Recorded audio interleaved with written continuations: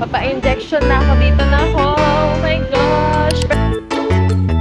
Magpahinga sa bahay. Ay, mag-i-encode pa pala ako ng SAT. Exam ko. Saglit. Try natin i-take ng 1 to 2 hours. Okay guys, dito na alam ko sa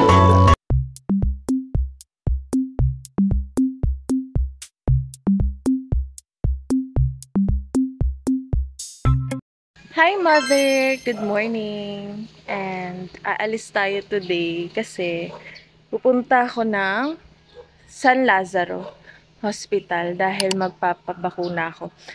Last shot na yata, depende. Kung okay yung pusa na kumalmot sa akin, then okay tayo. Hindi na tayo babalik for another. Pero ito na yung pinaka, pangatlong shot ko. And pagkatapos natin magpabakuna, dahil ito yun didiretso tayo sa school dahil kukunin natin yung SOA.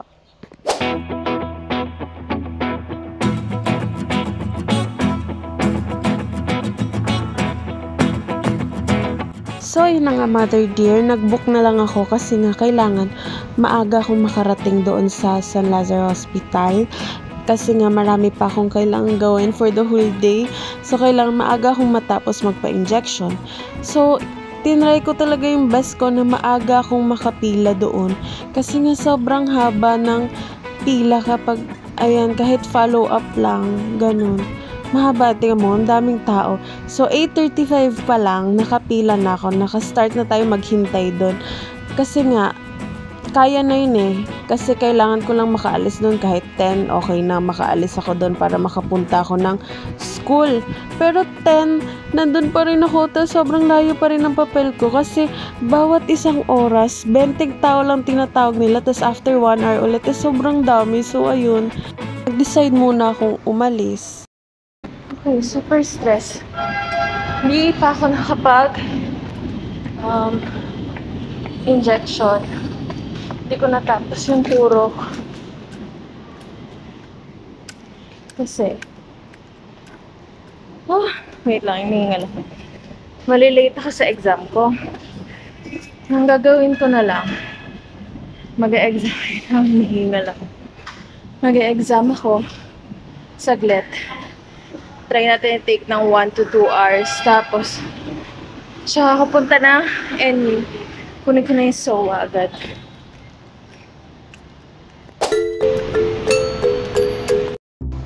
Nakiusap ako sa guard.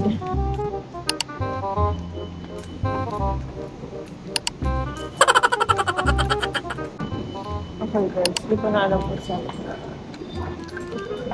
Wait pa. Okay guys, tama lang pala yung pinuntahan ko. Natuntun ko na.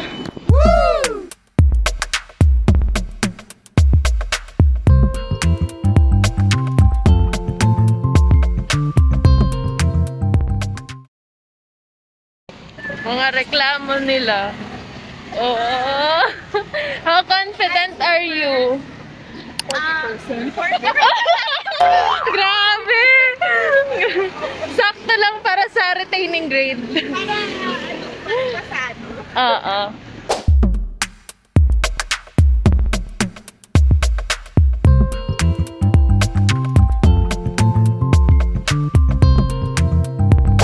Okay guys, so pabalik na ako sa bakunahan.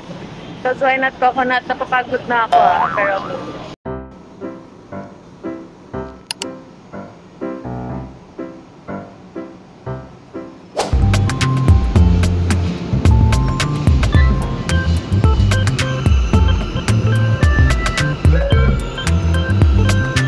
okay guys, so I'm here na sa San Lazaro and nakuha ko na rin yung form ko. And that means, diretso na ako sa, sa injection area. Wish me luck. Okay, so totoo na to, mother dear. Papa-injection na ako. Dito na ako. Oh my gosh. Pero hindi ko nabibidyohan kung paano ako injectionan kasi bawal yun. And ayun, see you later. Pagka flash na ito. Tapos na yung injection. So ayun. Transition to ma. Wow. Sorry.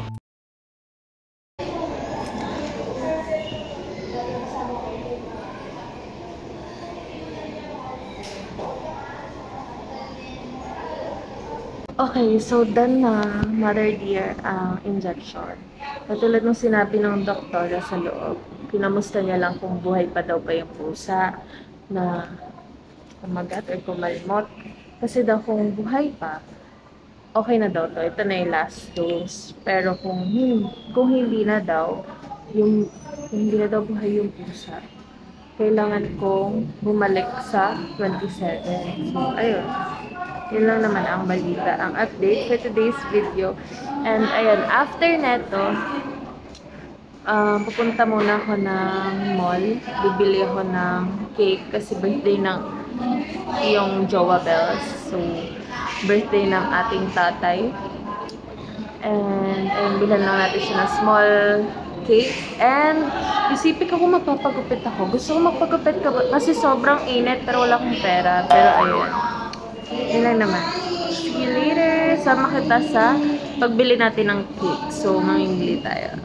So, bale, tapos na tayo mag-final exams. And tapos na yung second term natin. Also, ano pa ba? Tapos na yung bakuna, everything. And nakuha ko na rin yung SOA, Statement of Account. So, wala na tayong gagawin kundi ang puntahan ng cake at magpahinga sa bahay. Ay, mag-encode pa pala ako ng SAP kasi di ko pa siya natatapos, mother dear.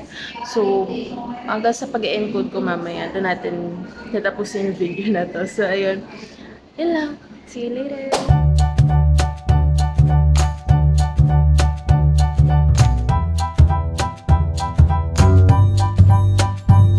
So, after natin magmuni-muni, dahil nga masakit siya or makirot siya, ayan, umalis na din tayo. And, katulad ng sinabi ko kanina, dumaan muna tayo ng mall para bumili ng cake for my father, for our father. Ayan, kasi nga birthday niya rin that day. And, bumili ako ng buko shake kasi nauhaw na ako. And also, binilan ko rin siya ng buko pie kasi nga, ewan ko din. Ewan ko, basta yun. Ewan ko. Alam mo na yung reason na yun. Ayan, basta kasi bumibili tayo nun. And nagustuhan niya naman. So, ayun, mother dear. Nahulog na yung buko. Oo, eh. Wow! Buko pa eh. So, katulad ng sinabi ko kanina, hindi pa ako tapos mag-encode sa SAP. So, mag-encode tayo while kumakagat ng siopaw. And also, ayan na siya. And ang nilagay kong customer name or supplier name or basta pag naghihingi sila ng name sa akin is yung name mo, cause why not coconut, diba? Ayan, kanya-kanya lang trip yan. So, ayan. Natapos din natin, diba? Yun, 100% ang total. So, tapos na. Ayun lang naman for today's video. And see you next vlog, mother dear.